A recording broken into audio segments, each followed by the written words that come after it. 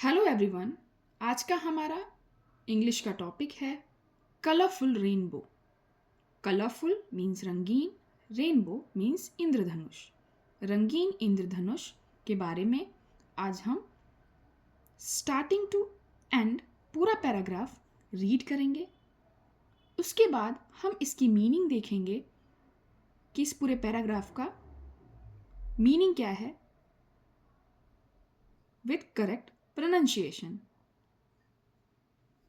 So, let's get started.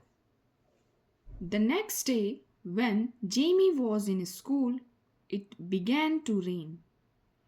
When the rain stopped, Jamie looked out of the window and gasped in delight. Across the sky stretched a beautiful and colorful rainbow.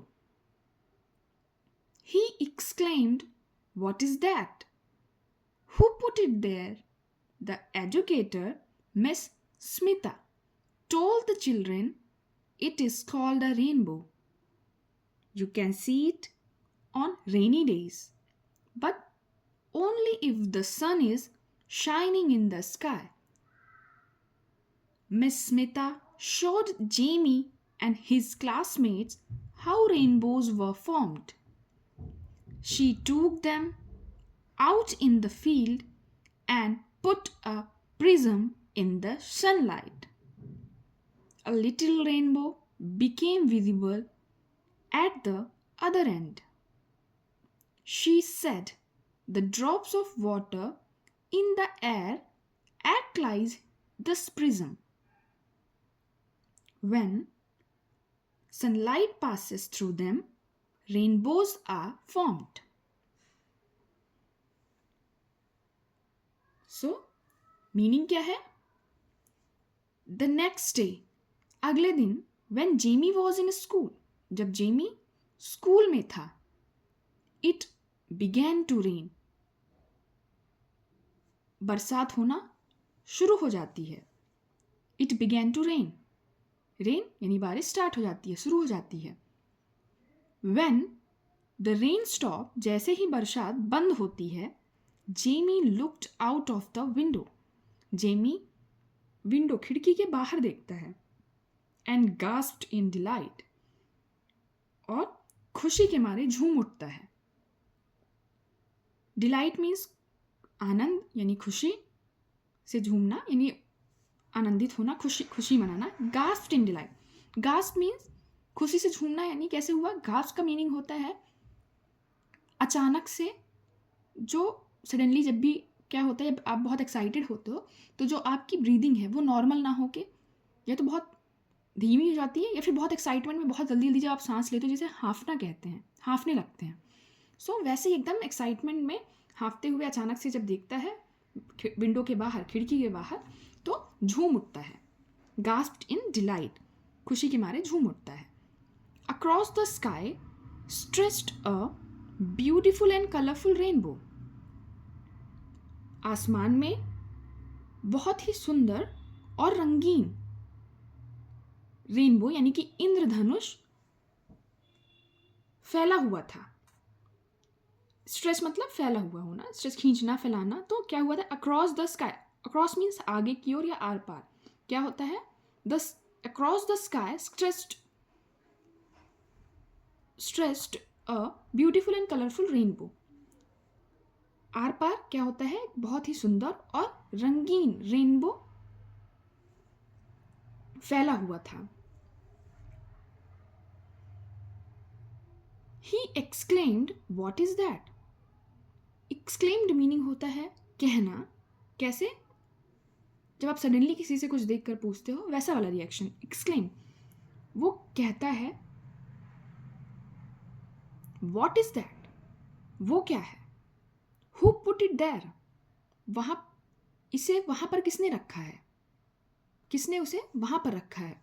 The educator, Miss Smita, told the children, जो educator मतलब teacher हैं, Mrs Smita, वो कहती हैं बच्चों को, it is called a rainbow, ये rainbow यानी इंद्रधनुष है, इसे इंद्रधनुष कहते हैं।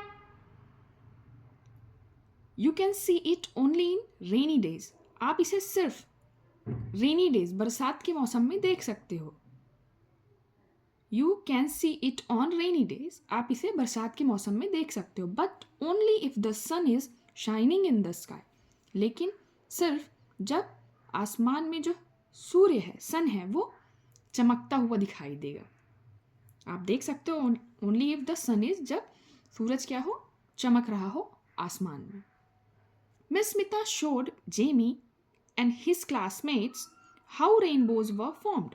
मिस स्मिता जेमी और उसके क्लासमेट यानी जो उसके सहपाठी हैं उनको बताती हैं कि जो रेनबो है यानी इंद्रधनुष कैसे बनते हैं। She took them out in the field, वो उन्हें यानी बच्चों को बाहर लेकर जाती हैं, फील्ड मतलब मैदान में। And put a prism in the sunlight, और एक प्रिज्म को वो सनलाइट यानी सूर्य की रोशनी में रख देती हैं। प्रिज्म एक तरीके का ग्लास या फिर प्लास्टिक का बना हुआ ऑब्जेक्ट होता है, जिसे सनलाइट में रखने से जब उस पर सनलाइट पड़ती है प्रिज्म पे, तो वो वाइट कलर की जो लाइट है वो कलरफुल 7 रेज में कन्वर्ट हो जाती है। अलग अलग 7 कलर दिखने लगते हैं इंद्रधनुष के जब उस पर लाइट पड़ती है। तो यहाँ पर क्या होता है, फील्ड पर जब मिस स्मिता लेकर जाती हैं बच्चों को, and put a prism in the sunlight, एक प्रिज्म को सनलाइट में रख देती हैं, सनलाइट के सामने। A little rainbow become visible, एक छोटा सा रेनबो यानी इंद्रधनुष विजिबल हो जाता है यानी दिखाई देने लगता है। एट द अदर एंड, दूसरे छोर पर, जहां पर एक साइड में प्रिज्म, एक साइड से लाइट आ रही है और दूसरे साइड में एक छोटा सा रेनबो विजिबल हो जाता है यानी दिखाई देने लगता है।